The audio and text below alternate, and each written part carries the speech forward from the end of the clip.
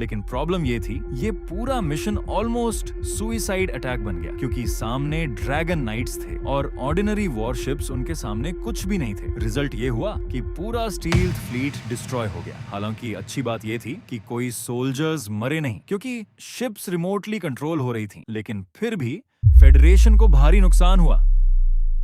सबसे शॉकिंग बात ये थी, सिर्फ 3 ड्रैगन नाइट्स ने पूरी फ्लीट खत्म कर दी। और तभी च्युआन्यू समझ जाता है कि ड्रैगन नाइट्स की असली ताकत फेडरेशन की एक्सपेक्टेशन से कहीं ज्यादा है, क्योंकि वो लोग 4 डायमेंशनल लेवल एग्जिस्टेंस के बराबर थे। मतलब नॉर्मल टेक्नोलॉजी से उन्हें हराना लगभग इम्पॉसिबल था।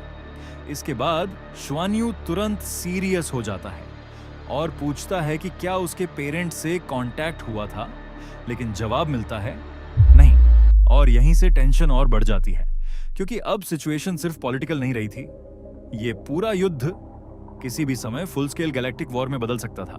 और चैप्टर के आखिर में च्युआन्यू तुरंत मीटिंग बुलाने का फैसला करता है, क्योंकि अब हर कदम बहुत केयरफुली लेना जरूरी था, वरना ड्रैगन हॉर्स फेडरेशन और डुलुओ फेडरेशन के बीच पूरे यूनिवर्स को हिला देने वाला युद्ध शुरू हो सकता था। तो इसके बाद लान च्युआन्यू आखिरकार अपने साथियों के पास वापस पहुंचता है, और जैसे ही वो आता है सब लोग राहत की सांस लेते हैं, क्योंकि इतने दिनों से वो अचानक गायब था और फेडरेशन के अंदर हालात लगातार खराब होते जा रहे थे। सबको डर था कि कहीं ड्रैगन नाइट्स ने उसे पकड़ तो नहीं लिया, लेकिन च्युआन्यू बताता है कि ड्रैगन नाइट्स की निगरानी बहुत ज्यादा बढ़ गई थी, इसी वजह से उसके लिए वापस आना आसान नहीं था। फिर रेड हेयर्ड आंटी उसे साफ कहती है कि अभी सबसे जरूरी चीज उसकी सेफ्टी है, क्योंकि वो सिर्फ कोई नॉर्मल मेंबर नहीं, बल्कि डुलुओ फेडरेशन का सबसे इंपॉर्टेंट हिडन स्पाई बन चुका था, जो ड्रैगन हॉर्स फेडरेशन के अंदर रहकर सारी जानकारी भेज रहा था। इसके बाद च्युआन्यू सीधा मेन टॉपिक पर आता है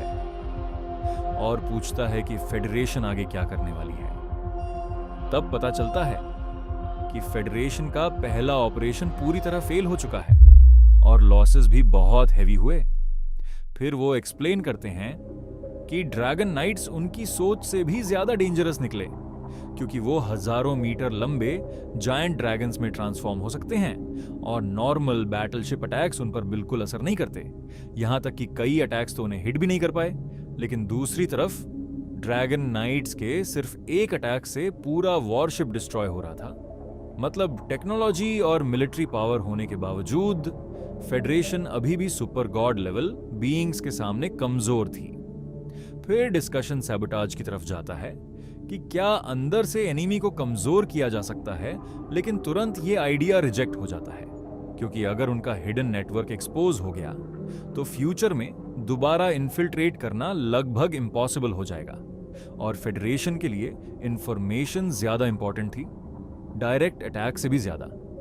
लेकिन इसके बाद च्युआन्यू एक बहुत बड़ा खुलासा करता है। वो कहता है कि ड्रैगन हॉर्स फेडरेशन जल्द ही एक और पावरफुल एनिमी से लड़ने वाली है और शायद एक बहुत बड़ी वॉर शुरू होने वाली है। ये सुनकर सब शॉक हो जाते हैं, क्योंकि उन्हें समझ नहीं आता इतनी पावरफुल फेडरेशन आखिर किससे लड़ सकती है। और तभी पहली बार नाम सामने आता है, क्रिम्सन रियलम, एक ऐसा मिस्टीरियस हाई लेवल प्लेन जिसके बारे में लगभग किसी को कुछ पता नहीं। फिर च्युआन्यू उन्हें मदर क्रिम्सन के बारे में बताता है और समझाता है कि अगर मदर क्रिम्सन सच में बैटलफील्ड में उतर गई तो शायद पूरा डुलुओ फेडरेशन भी उसे रोक नहीं पाएगा, क्योंकि उसकी शक्ति ड्रैगन हॉर्स फेडरेशन से भी ऊपर हो सकती है।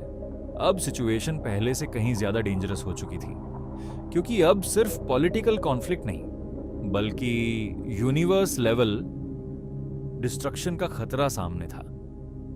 इसके बाद च्युआन्यू कहता है कि अगर वॉर शुरू होती है तो वो खुद बैटलफील्ड में जाएगा, ताकि फर्स्ट हैंड इंटेलिजेंस कलेक्ट कर सके और जितनी ज्यादा इंफॉर्मेशन हो सके वापस फेडरेशन तक भेज सके।